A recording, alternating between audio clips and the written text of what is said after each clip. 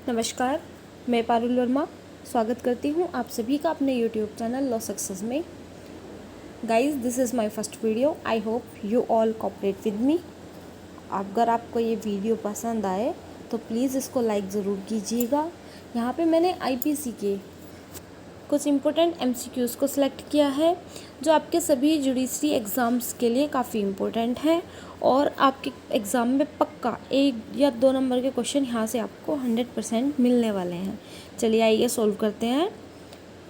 Yes, first question हमें कैसे दिया होता है एग्ज़ाम में, तथ्य की भूल से संबंधित वाद आपराधिक विधि में आरोप के लिए। यहाँ पे हमारे 4 ऑप्शन होते हैं, 4 में से एक हमें सॉल्व करना होता है।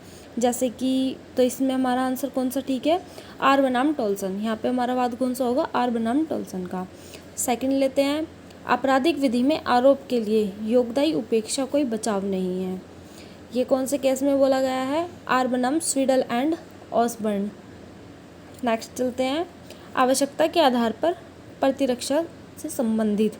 आवश्यकता के आधार पर प्रतिरक्षा से संबंधित प्लस इसको एक और तरीके से दिया जा सकता है, अनेक व्यक्तियों के जीवन की रक्षा के लिए किसी एक की हत्या करने की अनुमति आवश्यकता के आधार पर नहीं दी जा सकती। ये सुप्रीम कोर्ट ने बोला है और ये हमारे कौन से केस में बोला है, आर बनाम डडले एंड स्टीफेंस के केस में।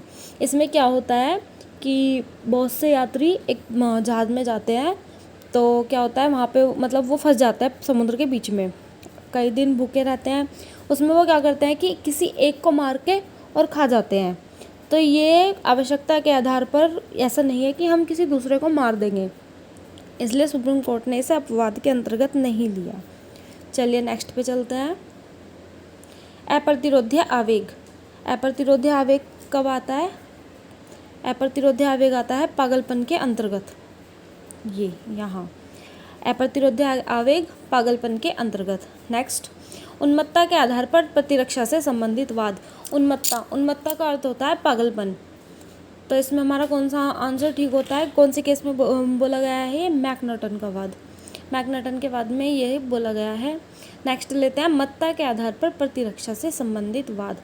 मत्ता होती है नशा, उन्मत्ता पागलपन और मत्ता हो गई नशा। नशे के आधार पर प्रतिरक्षा, इसमें फर्स्ट एक केस है इससे related, director of public prosecutor बनाम बियर्ड। सेकंड है हमारा वासुदेव बनाम पेप्सू।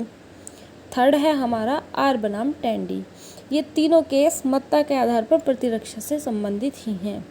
नेक्स्ट हम लेते हैं, ये धारा 87 और 88 उन प्रकरणों में लागू नहीं होती जिनमें सामाजिक हित सन्निहित होता है। ये किस केस में बोला गया है, दीपा बनाम पुलिस उपनिरीक्षक के केस में ये बोला गया है। नेक्स्ट लेते हैं, व्यक्तिगत सुरक्षा। व्यक्तिगत सुरक्षा हमारा बोला गया है जयदेव बनाम राज्य। ओके, नेक्स्ट लेते हैं, सुप्रीम कोर्ट ने कहा प्राइवेट प्रतिरक्षा के अधिकार के विरुद्ध प्राइवेट प्रतिरक्षा का अधिकार नहीं होता। अगर कोई व्यक्ति अपनी प्राइवेट प्रतिरक्षा कर रहा है तो उसके विरुद्ध सामने वाला ये नहीं बोल सकता कि मैं भी अपनी प्राइवेट प्रतिरक्षा कर रहा था। ऐसा किस में बोला गया है, उत्तर प्रदेश राज्य बनाम रामस्वरूप के बाद में ये बोला गया है। नेक्स्ट, प्रत्यक्ष उकसाने द्वारा दुष्प्रेरण। दुष्प्रेरण हमारा कई प्रकार से होता है, उकसाने द्वारा, षड्यंत्र द्वारा, सहायता द्वारा। तो यहाँ पे प्रत्यक्ष उकसाने द्वारा दुष्प्रेरण है और यह किसमें, इससे रिलेटेड वाद कौन सा है, क्वीन बनाम मोहित का वाद। नेक्स्ट लेते हैं, आपराधिक षड्यंत्र। आपराधिक षड्यंत्र का वाद कौन सा है, केहर सिंह बनाम दिल्ली। नेक्स्ट, सामान्य उद्देश्य। सामान्य उद्देश्य से रिलेटेड वाद हो गया हमारा नवाब अली बनाम उत्तर प्रदेश राज्य। नेक्स्ट, प्राइवेट प्रतिरक्षा। प्राइवेट डिफेंस किस में दिया होता है, सेक्शन 100 में। IPC के सेक्शन 100 के अंतर्गत प्राइवेट प्रतिरक्षा दिया है और इससे रिलेटेड वाद हमारा है विश्वनाथ बनाम उत्तर प्रदेश राज्य। नेक्स्ट लेते हैं हम आपराधिक षड्यंत्र। आपराधिक षड्यंत्र से रिलेटेड वाद हमारा हो गया महबूब शाह बनाम एम्परर। ये इनमें से पक्का ज़रूर मिलेगा ही मिलेगा। चलिए नेक्स्ट चलते हैं, पति पत्नी दोनों को आपराधिक षड्यंत्र का दोषी माना गया है। कौन से केस में माना गया है, कुलदीप सिंह बनाम राजस्थान। ये वाद है इससे रिलेटेड।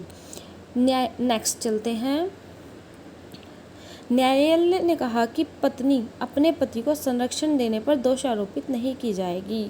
यस, ये हमारे लॉ में लिखा है कि पत्नी अगर अपने पति को किसी भी अपराध के लिए किसी भी बारे में संरक्षण देती है तो वो दोषारोपित नहीं की जाती। ये हमारा दिया है तमिलनाडु बनाम, यहाँ पे थोड़ा ये मिसिंग है, तमिलनाडु बनाम नलिनी का वाद ये है। यहाँ पे एक ये छोटा सा नोट है, इम्पोर्टेंट है। आपराधिक मानववध हत्या नहीं है, ये किसने बोला है हमारा? ये बोला है हमारा जस्टिस शरफुद्दीन ने। ये रहा। नेक्स्ट चलते हैं हत्या से संबंधित वाद। हत्या से संबंधित वाद हमारा है बिरसा सिंह बनाम पंजाब राज्य। नेक्स्ट 299 आईपीसी के सेक्शन 299 और 300 में अंतर, ये 3 केसेस में डिवाइड किया गया है, मतलब तीनों केस में यही बोला गया है, अंतर बताया गया है।